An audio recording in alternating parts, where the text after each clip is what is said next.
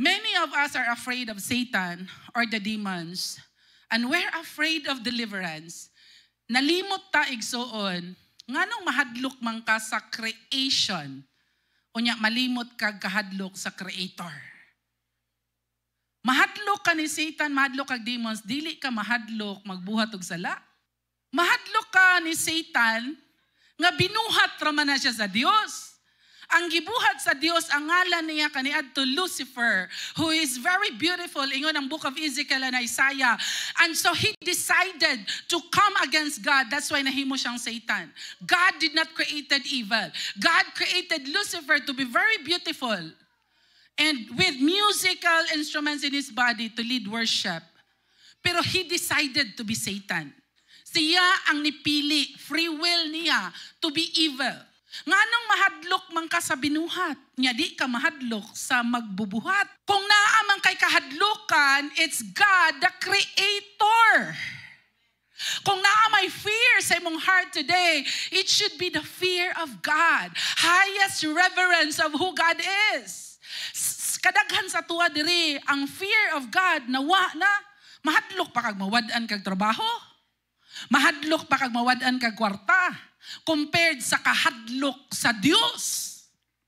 That is why the enemy is winning because kana mo'y natangtang ang fear of the Creator. Dili gani ka mahadlok, mubuhat og mga butang nga makapasuko sa Dios.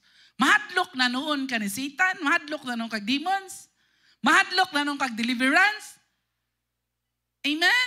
Usahay no malimot ta ba? Ang Ginoo manggid kasabot ra nako diha jud ka na sayop. Because ang Ginoo is holy, ang Ginoo is just, and yes kasabot siya nimo, yes nahigugma siya nimo, pero everything nga buhaton nimo against him, kanunay gyud na ay consequences. And malimot ta na. That is why we wanted to do what we wanted to do. Unsay giingon sa atong devotional in Corinthians. Everything is permissible, but not everything is beneficial. Buhataon say gusto nimo buhaton, pwede good nganong dili. Pero bantaye tungod kay naay buhi nga Dios nakakita. Today we're not under the law, but rather under grace.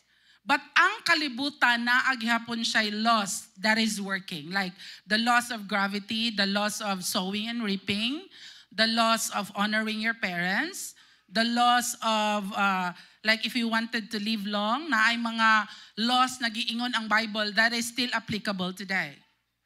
And if you're knowledgeable, mo nang ingon ang pulong sa Dios, no? My people perish because of lack of knowledge. Wala kay nahot, wa ka kabalo, wala ka nagtuon. Mauday nang malaglag ka, mauday nang you continue to live a miserable life, even if langit ka padulong when you die, but you're living a life here on earth miserable, tungod sa wa ka kabalo ba? Dili ka knowledgeable, wala ka matudluan or wa ka mutuon. That's why people perish because of the lack of knowledge. So whatever is cursed will wither. Sagara sa ato no Christian kay, naa naman ko Jesus, unsa goy tunglo, wala na natanan. True, in the spiritual realm. Pero it takes time to break free from every curse. And many of the Christians are too spiritual that they don't want to fight their battles today and would just shake it off and say, in Jesus' name, ana ra ditso. Kay abi nato nga ang pagbuntog sa gera, mosyagit lang ag in Jesus' name, mahuman na. Igsoon ang pagsyagit nimo in Jesus' name, sinugdanan pa lang na. Wa pa diha mahuman. And I want really to break morabitag mindset karon. Nga moampo lang ko, mobasa lang ko Bible, goods na natanan. Igsoon no. And that is why ang pagbasag Bible o ang pag-ampo, sinugdanan pa lang na. And then daghan nga instructions ni Lord ihatag sa imoa para ka maka-break free sa generational na tunglo.